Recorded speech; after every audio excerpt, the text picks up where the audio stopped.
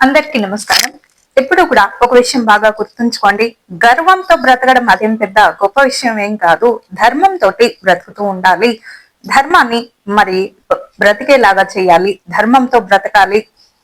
ఎవరు ఎన్ని అనుకున్నా ధర్మో రక్షిత. మీ వైపు ధర్మం ఉంటే మీరు ఎవ్వరికి భయపడవలసిన అవసరం ఏం లేదు.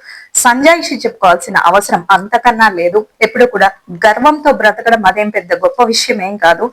ధర్మంతో బ్రతకాలి. ఓడినా గెలిచినా మరి ధర్మం వైపే నిలబడాలి. అప్పుడు ధర్మము దైవము ఇద్దరు కూడా మిమ్మల్ని రక్షిస్తూ ఉంటారు.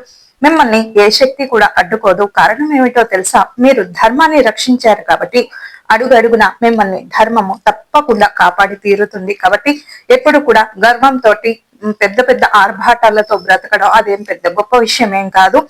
ధర్మంతో బ్రతకాలి, నిజాయితీగా బ్రతకాలి. అప్పుడే ఓడిన గెలిచిన ధర్మం వైపు నిలబడాలి. అలాగే బ్రతుకుతూ ఉండాలి. అలా ఉన్న రోజున ఎవరు ఎన్ని సవాళ్లు విసిరినా అవన్నీ కూడా చెల్లవు. కాబట్టి ఇటువంటి తాటాకు చప్పుళ్లకు మీరు అస్సలు బెదవలసినటువంటి అవసరం కూడా లేదు. అర్థమైందిగా?